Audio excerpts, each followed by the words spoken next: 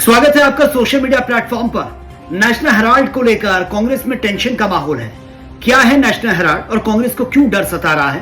कांग्रेस के छोटे कार्यकर्ता से लेकर टॉप लीडर तक सड़कों पर उतरकर प्रदर्शन क्यों कर रहा है? सरकार के खिलाफ नारेबाजी और ईडी के खिलाफ प्रदर्शन क्यों है?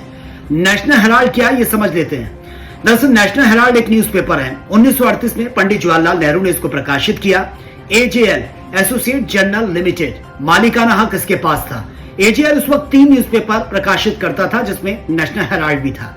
एज पर रिपोर्ट एजेएल की जो एसेट्स थी, कुल एसेट्स, वो 5000 करोड़ रुपए बताई जा रही हैं। साल 2008 में इस न्यूज़पेपर को बंद कर दिया गया।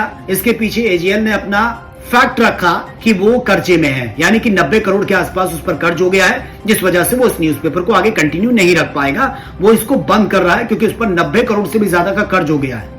साल 2010 में एआईसीसी उस कर्ज को उतारती है, यानी कि राष्ट्रीय कांग्रेस पार्टी उस कर्ज को, जो एजेएल के ऊपर कर्ज था, उसको वो उतार देती है। अब थोड़ा सा यहां पर माइंड क्लिक करता है कि एक पॉलिटिकल पार्टी क्यों किसी कंपनी का कर्ज उतारेगी, लेकिन ऐसा हुआ। कांग्रेस पार्टी ने इंटरफेयर किया, कांग्रेस पार्टी ने 90 करोड़ का कर्ज उतारा। अब एजेएल पूरी तरह से कर्ज मुक्त हो गई थी। फिर उसके बाद एंट्री होती है यंग इंडिया नाम कंपनी की। यंग इंडिया नाम की जो कंपनी है, उसमें राहुल गांधी और सोनिया गांधी के लगभग 76% शेयर था और 25-24% के आसपास जो शेयर था वो 2 और कांग्रेस के लीडर थे, उनका था। अब यंग इंडियन नाम की जो कंपनी है, वो एजेएल को ऑन पेपर जो बताया गया है 50 लाख रुपए में खरीदती है।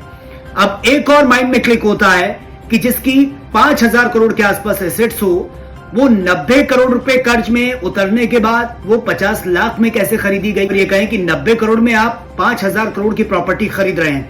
इसी को लेकर साल 2012 में बीजेपी के स्ट्रॉन्ग लीडर स्वामी सुब्रमण्यम ने कोर्ट में एक याचिका दायर की, जिसमें यह आरोप लगाए गए हैं कि एजेएल की जो प्रॉपर्टी है वो यंग इंडियन नाम की कंपनी ने या फिर कांग्रेस के तमाम नेताओं ने मिलजुल कर और गैर तरीके से, यानी कि इलीगल तरीके से इसका अधिग्रहण किया है। मनी लॉन्ड्रिंग का ये केस है और तभी से लेकर ये केस चलता आ रहा है और ईडी इस पूरे मामले की जांच कर रही है। और आपको ये भी बता दें कि उस वक्त जब ये न्यूज़पेपर प्रकाशित हो रहा था, तो उस वक्त नेहरू के साथ साथ इसमें 5000 के आसपास फ्रीडम फाइटर्स भी थे, स्वतंत्रता सेनानी भी थे, लेकिन धीरे धीरे वो खत्म हो गए। ये फैक्ट कंपनी ने रखा, एजेएल ने, कि उनके पास फिर कोई नहीं बचा, इसलिए वो कर्जे में चले गए। 90 करोड़ का कर्ज हो गया। उसके बाद ये सारी प्रोसेस चली और तब से लेकर अब तक ये मामला चलता आ रहा है, जिसको कांग्रेस ये कहती है कि कोई दम नहीं है, पुराना मामला है, बंद हो चुका है। इसको डिस्क्लोज करने का जो रीजन है वो एक पॉलिटिकल वेंडेटा है और जबरदस्ती परेशान किया जा रहा है।